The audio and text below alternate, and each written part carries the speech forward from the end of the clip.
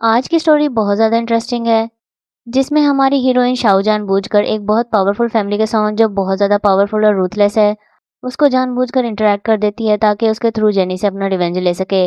दरअसल जेनी की वजह से शाओ की मॉम का एक्सीडेंट हो गया था और उसने हमेशा के लिए अपनी मॉम को खो दिया था और जेनी की फैमिली इतनी पावरफुल थी कि कानून से भी शाओ को कोई इंसाफ नहीं मिला।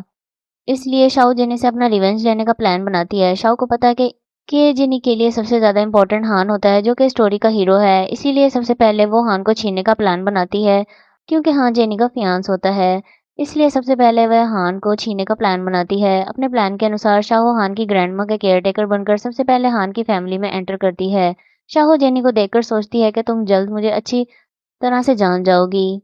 जेनी उसकी प्रोफाइल चेक करती है और बोलती है कि तुम्हें क्या लगता है कोई भी इसी फैमिली में एंटर कर सकता है, ऐसे ड्रेस पहन कर आई हो जैसे अपने काम में बहुत एक्सपर्ट हो। फिर शाहू ग्रैंडमा की कंडीशन को देखकर समझ जाती है कि उनको सही से नींद नहीं आती, इसीलिए वह उनको मसाज थेरेपी देती है। तो दूसरी तरफ जेनी को प्राउड होता है कि ग्रैंडमा ने बहुत सारे केयरटेकर्स को ऑलरेडी फायर कर दिया है और वह इस लड़की को भी हायर नहीं करेगी। पर जेनी ये देखकर हैरान हो जाती है कि ग्रैंडमा तो सो रही हैं। शाहो ग्रैंडमा के लिए पिलो मंगवाती है तो हान पिलो लेकर आता है, जबकि शाहो हान को ध्यान से देख रही होती है क्योंकि वही सबसे पहला टारगेट था। जेनी तो शाहो को ब्लेम करने लगती है कि उसने ग्रैंडमा के साथ क्या किया है। शाहो बताती है कि उसने ग्रैंडमा को स्लीपिंग थेरेपी दी है, इसलिए ग्रैंडमा गहरी नींद में सो रही है। जेनी बोलती है कि मुझे नहीं लगता कि तुम में इतनी नॉलेज होगी, कहीं मैं तुमने ग्रैंडमा की कंडीशन को खराब तो नहीं कर दी। इसलिए हाउसकीपर से उसको घर से बाहर निकालने को बोलती है। पर शाहो हान को एक्सप्लेन करने लगती है और बताती है कि वो मेडिसिन में एक्सपर्ट है, तो हान उसको यहाँ पे रहने का परमिशन दे देता है। जेनी तो मना करती है, पर हान बोलता है कि आज पहली बार ग्रैंडमा अच्छे से सो पा रही हैं, तो क्या तुम उनको उठाना चाहती हो? तो जेनी चुप हो जाती है। अब फाइनली शाहो का इस घर में रहने का प्लान पूरा हो गया था और अब उसका नेक्स्ट मोटिव हान को जेनी से छीना था। नेक्स्ट सीन में दिखाते हैं कि बाद में शाहो नहा रही होती है। जब अचानक से हान बाथरूम में आ जाता है तो शाहो उसको देखकर चिल्लाने लगती है, इसलिए हान जल्दी से बाथरूम से बाहर चला जाता है। फिर वो नहाकर बाहर आती है तो हान उस पर गुस्सा करने लगता है कि तुम तो यहाँ पे ग्रैंडमा का ध्यान रखने आई थी, तुम मेरे रूम में क्या कर रही हो? यहाँ पे आने का तुम्हारा पर्पस क्या है? इतने में ग्रैंडमा आती है और बोलती है कि यहाँ पे हो क्या हो रहा है। शाहो कहती है कि सही में मुझे पता नहीं था कि ये रूम आपका है, मुझे ग्रैंडमा ने इस रूम में भेजा था, प्लीज़ आप मुझे इस जॉब से मत निकालो, ये जॉब मेरे लिए बहुत ज़्यादा इंपॉर्टेंट है। ग्रैंडमा बोलती है कि एक्चुअली गलती मेरी है, मैंने इसको यहाँ पे भेजा था, अब मैं ओल्ड हो चुकी हूँ, इसीलिए मुझे चीज़ें सही से याद नहीं रहती और गलती से मैंने शाहो को तुम्हारे रूम में भेज दिया। पर अब भी हान गुस्से में शाहो को इस रूम से बाहर जाने को बोलता है। फिर ग्रैंडमा शाहो से बोलती है कि तुम हान की बातों को बुरा मत मानो, मुझे तुम्हारा थेरेपी बहुत ही अच्छा लगा और तुम यहाँ पे काम कर सकती हो। अब शाहो जानबूझकर हान को सेड्यूस करने आई होती है। शाहो नोटिस करती है कि कोई मेड चुपके से उसकी फोटो ले रही है, तो वह दिल में सोचती है कि शायद जेनी को पता नहीं, पर ये उसके लिए एक ट्रैप था। बाद में जेनी गुस्से में शाहो के पास आती है और उसको थप्पड़ मारकर बोलती है कि तुम्हारी हान को सेड्यूस करने की हिम्मत कैसे हुई? शाहो बोलती है कि आपको कोई गलतफहमी हो रही है। जेनी बोलती है कि मेरी मेड ने खुद बताया तुम लास्ट नाइट हान के बाथरूम में नहाने गई थी ताकि उसको सेड्यूस कर सको और मेरे सामने शरीफा बनने का नाटक कर रही हो। अगर तुम्हें यहाँ पे रहना है तो चुपचाप एडमिट कर लो। शायद तुम्हें पता नहीं कि मैं लू फैमिली की डॉटर हूँ और जो भी मेरी चीज़ों को चुराने की कोशिश करता है उसको मैं जिंदा नहीं छोड़ती। और फिर वो सारा सूप शाहो के हाथ पे गिरा देती है जो उसने ग्रैंडमा के लिए रेडी किया था। शाहू बोलती है कि जैसा आपको हमेशा आता है, सोच रही हो वैसा बिल्कुल भी नहीं है। अब हाँ नोटिस सुनकर शाहू के रूम से बाहर आता है और शाहू को छोटे ड्रेस में देखकर उसे लास्ट नाइट के सारे इंसिडेंट याद आ जाते हैं। वह हान से कहती है कि मिस जेनी को लग रहा है कि लास्ट नाइट मैं आपके रूम में आपको सेड्यूस करने आई थी। मैं उन्हें सच बता रही थी पर उन्होंने ग्रैंडमा का सूप मेरे ऊपर गिरा दिया है। हान शाहू की मदद करता है तो जेनी बोलने लगती है कि तुम इस मामूली सी मेड को टच कैसे कर सकते हो? पर हान उल्टा जेनी पे गुस्सा करने लगता है कि तुमने सारे मेड्स को हमारी फैमिली में स्पाई करने के लिए प्लांट किया है और उसे वार्न करता है, ले तुम मेरे अगेंस्ट कोई भी प्लानिंग प्लॉटिंग करने की कोशिश मत करना। और फिर वो सारे पुराने स्टाफ को चेंज कर देता है, जिससे जेनी को तो शाहो पर बहुत ज़्यादा गुस्सा आता है। शाहो सोचती है कि हान बहुत ज़्यादा स्मार्ट है और इसे ट्रैप करना बहुत ही मुश्किल होगा। पर शाहो हैप्पी थी कि फाइनली जेनी की मिस्टेक से ओल्ड स्टाफ फायर हो चुका है, अब कोई भी उस पर नज़र नहीं रख सकता। और ग्रैंडमा तो शाहो से बहुत ही हैप्पी थी कि वो उनका इतने अच्छे से ख्याल रख रही है। ग्रैंडमा नोटिस करती है कि शाहो का हाथ जल चुका है, तो वो उसको कहती हैं अगर कोई भी परेशान करने की कोशिश करे तो सबसे पहले मुझे बताना। बाद में हान शाहो को देखता है और वार्न करता है कि गलती से भी मत सोचना कि मुझे तुम्हारी ट्रिक्स के बारे में पता नहीं चलेगा और वो अपनी आइडेंटिटी को याद रखो कि वो इस घर में केयर टेकर के अलावा और कुछ नहीं है। पर शाहो उसके करीब आती है और उसको सेड्यूस करते हुए बोलती है कि एक्चुअली आपके बाल में कुछ लगा था, बस वही हटा रही थी और मुझे मेरी आइडेंटिटी अच्छी तरह से पता है, इसलिए आप टेंशन मत करो और आपके लिए मेरे अंदर कोई भी थॉट्स नहीं हैं। हान के जाने के बाद शाहू सोचती है कि मैं देखना चाहती हूँ कि आप अपने थॉट्स को कंट्रोल कैसे कर पाते हैं। बाद में शाहू देखती है कि जेनी ने सोशल मीडिया पर पोस्ट अपलोड की है कि वे और हान एक दूसरे के साथ बहुत ही हैप्पी हैं। तो शाहू भी जानबूझकर अपने नेक पर मार्क बनाकर शाहू के शर्ट के साथ सोशल मीडिया पर फोटो डालती है। ये पोस्ट देखकर जेनी को बहुत ही गुस्सा आता है कि ये शर्ट तो मैंने हान को गिफ्ट की थी और ये इसके पास क्या कर रहा है। जेनी गुस्से में शाहू को बार बार कॉल करती है तो दूसरी तरफ शाहू जानबूझकर उसके कॉल को इग्नोर करती है ताकि जेनी को और ज़्यादा इंस्टिगेट कर सके। जेनी गुस्से में शाहू के पास आती है और उसको थप्पड़ मारती है। शाहू गुस्से से कहती है कि क्या तुम पागल हो? जेनी कहती है, मैं तुम्हें पागल लग रही हूँ? तुम शरीफ बनने का नाटक कर रही हो और उस दिन भी तुम हान को सेड्यूस करने गई थी। जबकि शाहू इतनी क्लेवर होती है, उसे पता चल जाता है कि हान अपने बिजनेस ट्रिप से वापस आ चुका है, इसलिए हान के सामने बेचारी ही बनने का नाटक करती है ताकि हान को लगे कि जेनी उसको बुली कर रही थी।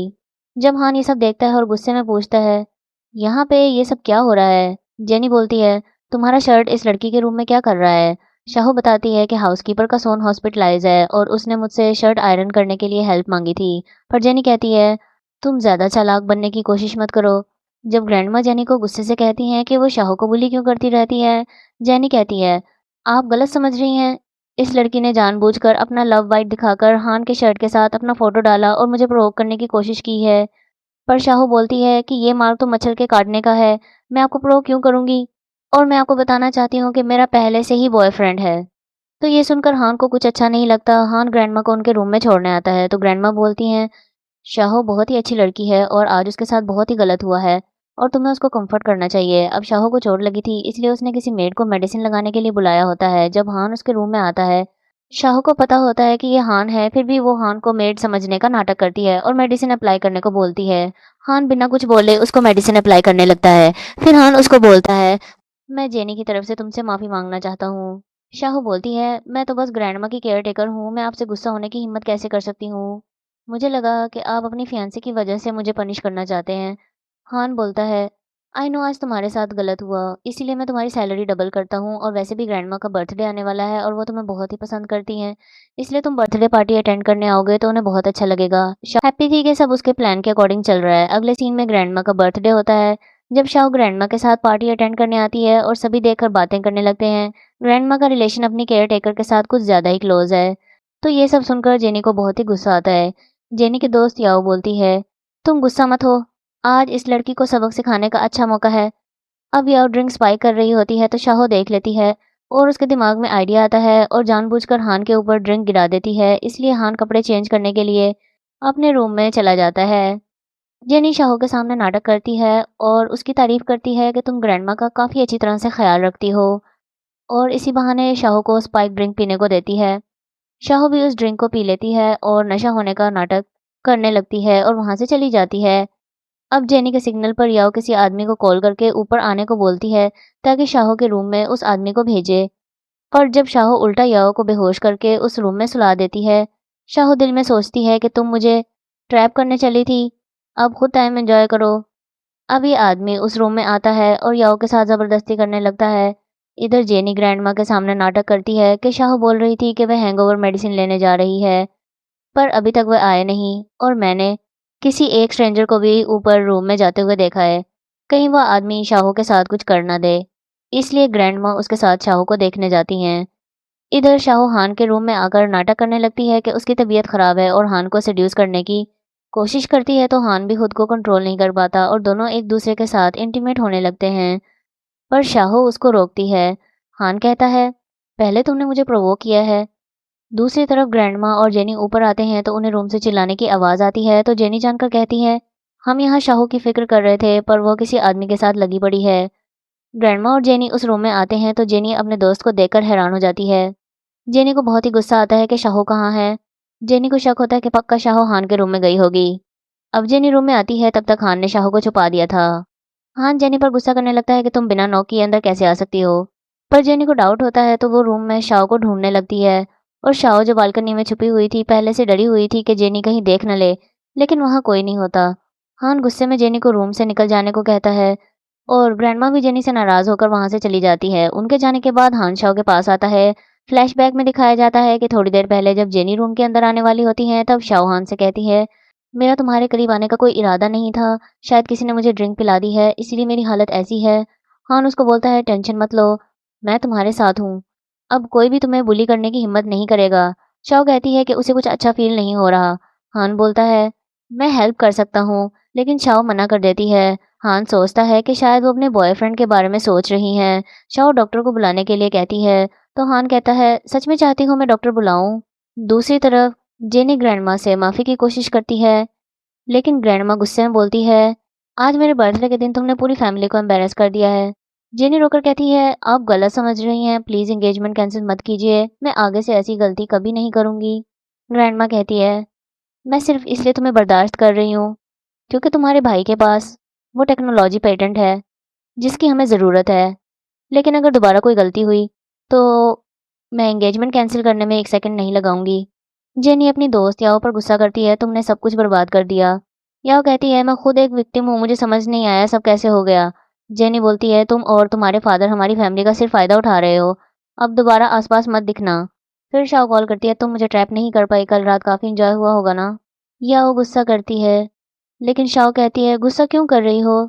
तुमने मुझे बदनाम करने की कोशिश की, लेकिन अब देखो लोग तुम्हें ही कैरेक्टरलेस समझने लगे हैं। याओ रोकर कहती है, जेनी की वजह से मेरी ज़िंदगी तबाह हो गई, अब मैं उसे नहीं छोड़ूंगी।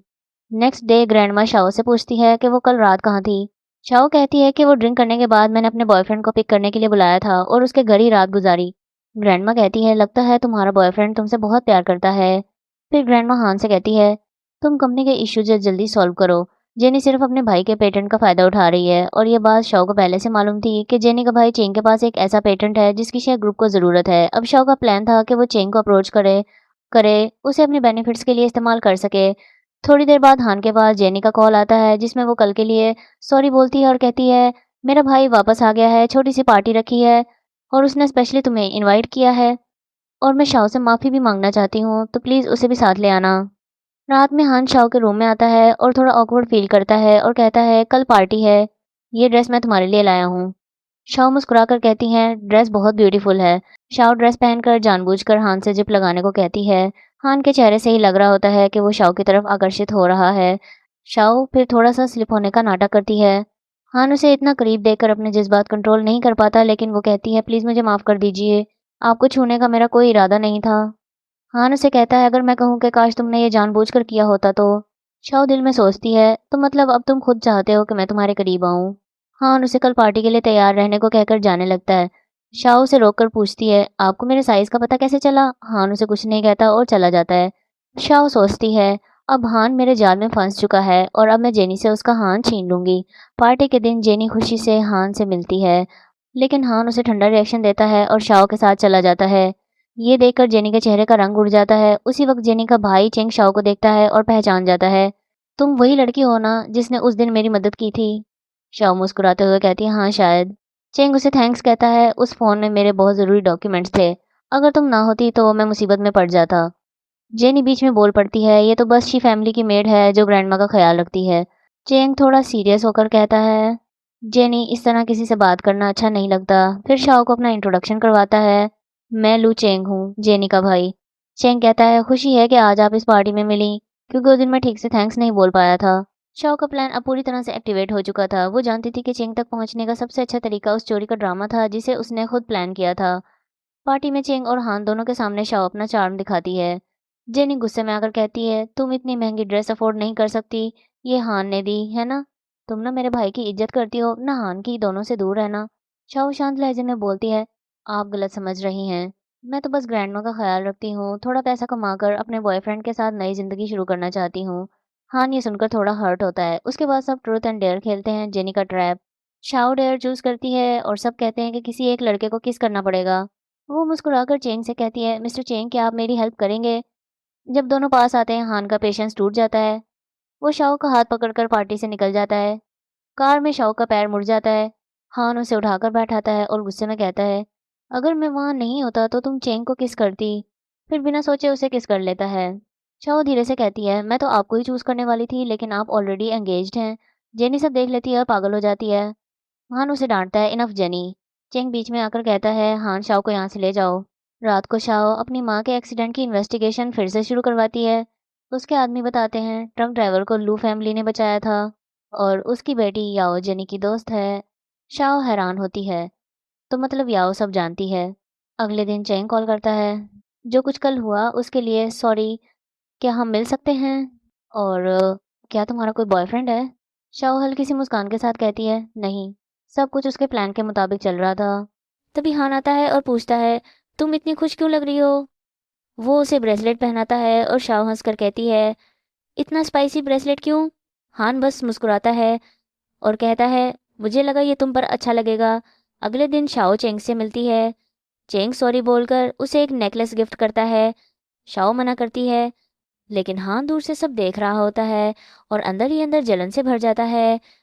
हान दूर से शाओ और चेंग को साथ देख रहा होता है। दोनों को देखकर वो जलन महसूस करता है।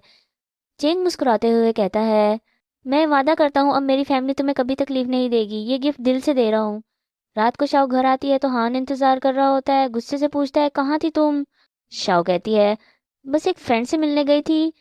हान चिल्लाता है, फ्रेंड से या चेंग से? वो कहती है, आप गलत समझ रही हैं, हम दोनों के बीच ऐसा कुछ नहीं। हान बोलता है, तुम मुझे धोखा दे रही हो, क्या तुम्हारे बॉयफ्रेंड को पता है? शाओ कहती है, आप किस हक से मुझे कंट्रोल कर रहे हैं, आप तो मेरे बॉयफ्रेंड भी नहीं। हान गुस्से और दर्द में कहता है, तो मैं हक्स भी न जताऊं? शायद मैं ही पागल हूं जो तुम्हारे बारे में इतना सोचता हूँ। वह कहता है, अभी भी वक्त है, सोच लो, कहीं बाद में पछताना न पड़े। शाओ कुछ नहीं कहती। सुबह शाओ कहती है, जो हुआ बस एक एक्सीडेंट था। हान को बुरा लगता है कि शाओ इस रिश्ते को कोई नाम नहीं देना चाहती। बाद में शाओ बताती है, मैंने बॉयफ्रेंड का झूठ बोला था, सिर्फ उस दिन के झगड़े से बचने के लिए। हान कहता है, तो मुझे एक चांस दो, मैं जेनी से एंगेजमेंट तोड़ दूंगा। शाओ खुशी से मुस्कुराती है, उसका प्लान काम कर रहा था। फिर शाओ दादी से कहती है, मैं रिजाइन करना चाहती हूँ। हान ये सुनकर उसे अपने कमरे में ले जाता है। तुम जाओगी तो मैं क्या करूँगा, प्लीज़ मत जाओ। शाओ चुप रहती है और हान कहता है, मैं जेनी से रिश्ता तोड़ दूंगा, फिर हम शादी कर लेंगे। शाओ का ड्रामा सक्सेसफुल हो चुका था। दादी को सब बताकर हान कहता है, शाओ कहीं नहीं जा रही। दोनों का रिश्ता अब सीक्रेट रखा जाता है। शाओ सोचती है कि अब उसे कुछ ऐसा करना होगा कि हान उसके बिना न रह सके। थोड़ी देर बाद चेंग सोशल मीडिया पर पोस्ट करता है कि शाओ उसकी गर्लफ्रेंड है। हान परेशान हो जाता है, ये सब क्या है? शाओ कहती है, मैं चेंग के साथ रिश्ते में हूँ। हान का दिल टूट जाता है, मैं तुम्हारे लिए क्या हूँ? शाओ कहती है, मैं सिर्फ चाहती हूँ कि तुम स्ट्रांग रहो। हान चुपचाप चला जाता है और शाओ का प्लान और गहरा होता जाता है। फिर हान दादी से कहता है कि वो जेनी से एंगेजमेंट कैंसिल कर रहा है। दादी मान जाती है। जेनी ये सब सुनती है और पागल होकर कहती है, मैं शाओ को मार दूंगी। वो कार से शाओ को टक्कर मारने जाती है, मगर हान बीच में आकर शाओ को बचा लेता है। शाओ रोती है। हान कहता है, अब मैंने तुम्हारी जान बचा ली, अब चैंग से ब्रेकअप कर लो। शाओ कहती है, मैं ब्रेकअप नहीं कर सकती, क्योंकि हम कभी रिश्ते में थे ही नहीं। सब कुछ समझकर हान कहता है, तो तुमने मुझे झूठी सिचुएशन में डालकर प्रोवोक किया? शाओ हल्की सी मुस्कुराहट के साथ कहती है, शायद। हान कहता है, तुम बहुत चालाक हो। शाओ दिल में कहती है, अब मैं हान को अपने इंतकाम के लिए नहीं, दिल से चाहती हूँ। मगर किस्मत ने अभी सुकून नहीं लिखा था। फिर चेंग जेनी के लिए हान से बात करने आता है। चेंग हान से कहता है, तुम जानते हो जेनी ने बहुत बड़ी गलती की है, लेकिन प्लीज उसको जेल ना भेजो, वरना इसकी जिंदगी खराब हो जाएगी। जेनी तुमसे बहुत प्यार करती है। शाह सोचता है कि चिंग अपनी बहन का साथ देगा। हालांकि जेनी ने उसे मारने की कोशिश की थी, मगर इस बार शाहो जेनी को इतनी आसानी से नहीं छोड़ने वाली थी।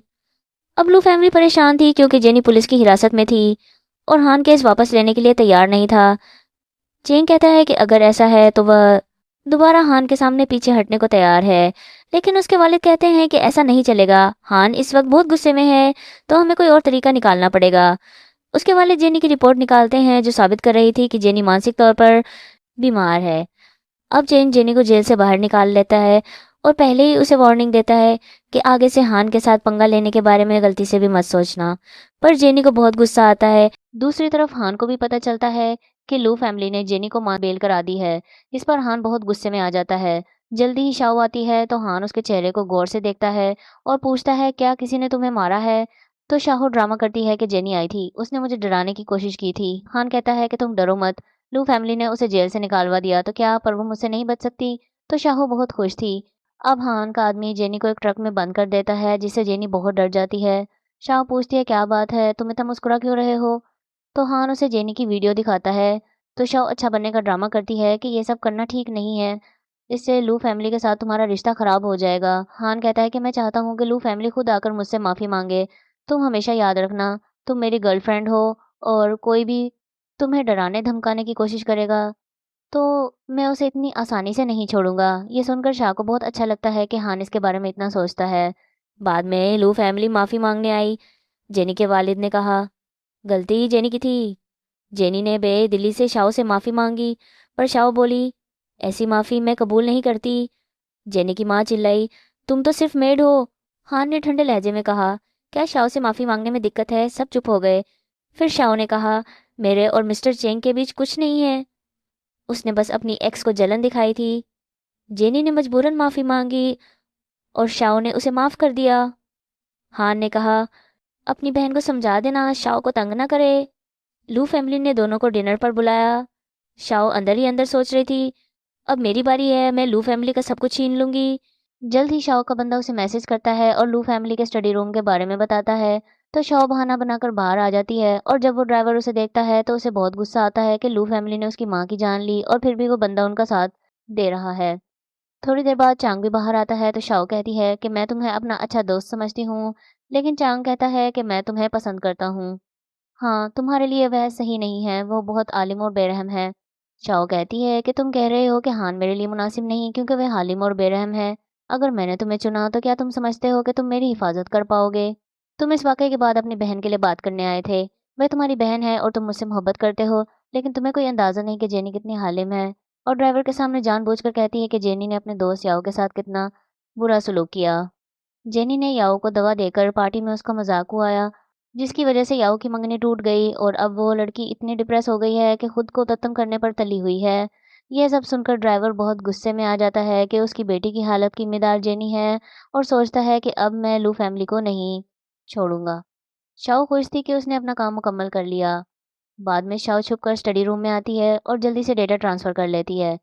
थोड़ी देर बाद ड्राइवर मिस्टर लू के पास आता है और कहता है कि आपको पता है ना कि मेरी वजह से आपकी बेटी में हूँ है, वरना अब तक वो जेल में होती। फिर मिस्टर लू कहते हैं कि मैं शुक्रगुजार हूँ कि तुमने लू फैमिली के लिए सेक्रीफाइस किया है। शाओ से आगे का प्लान पूछते हुए याओ कहती है कि अब जेनी की स्टेप मदर बनकर उन लोगों को अलग करना होगा। शाओ मुस्कुराकर कहती है, ये तो परफेक्ट आइडिया है। जेनी मुझे हमेशा नीचे दिखाती आई है, अब मैं उसे दिखाऊंगी कि मैं क्या हूँ। याओ के जाने के बाद शाओ का आदमी आता है और मिस्टर लू और याओ की क्लोजअप फोटोज दिखाता है। शाओ कहती है, मेरे ऑर्डर पर ये पिक्चर्स रिलीज कर देना। कुछ देर बाद मिसिज लू को सब पता चल जाता है, उनके हस्बैंड का अफेयर याओ के साथ चल रहा था और याओ प्रेग्नेंट भी है। मिसिज लू गुस्से में हस्बैंड से झगड़ा करती हैं। सारा स्कैंडल सबके सामने आ जाता है। शाओ खुश होती है, उसका प्लान काम कर गया था। थोड़ी देर बाद हान आता है और कहता है, मुझे सब पता चल गया। जेनी की वजह से तुमने अपनी माँ को खोया, इसलिए तुम बदला लेना चाहती थी। शाओ कहती है, बिल्कुल सही कहा तुमने, मैं तुम्हें यूज़ कर रही थी, मुझे अफसोस है। हान उसे गले लगाकर कहता है, क्या तुम मुझे पसंद करती हो? शाओ कहती है, हाँ। हान बोलता है, अब तुम मेरी लाइफ हो, मैं तुम्हें कभी छोड़ नहीं सकता। शाओ आंसुओं के साथ उसे गले लगा लेती है। फिर चेंग आता है, जो परेशान होता है। लू फैमिली का स्कैंडल से स्टॉक गिर गया है। शाओ दिल में खुश होती है कि लू फैमिली को सज़ा मिल रही है, लेकिन जेनिनी गुस्से में शाओ को थप्पड़ मारकर कहती है, तुमने हमारी फैमिली तबाह कर दी। शाओ कहती है, तुमने मेरी माँ को मारा था और तुम्हारे फादर ने केस दबा दिया था। जेनी चीख कर कहती है, तुम उस औरत की बेटी हो? हान आता है और कहता है, शाओ मेरी होने वाली वाइफ है और मेरी वाइफ का दुश्मन मेरा दुश्मन है। हान पुलिस को एविडेंस देता है और केस दोबारा खुल जाता है। जेन्नी घबरा जाती है, चेंग भी उससे दूर हो जाता है।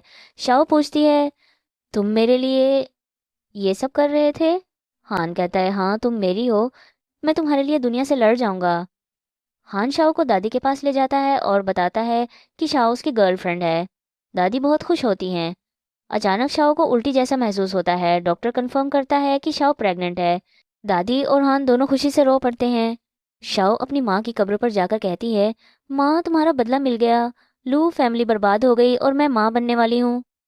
थोड़ी देर बाद चेंग शाओ से मिलता है, माफ़ी मांगता है और कहता है, मुझे तुम पसंद थी। शाओ कहती है, मुझे माफ़ कर दो, मैंने तुम्हें यूज़ किया।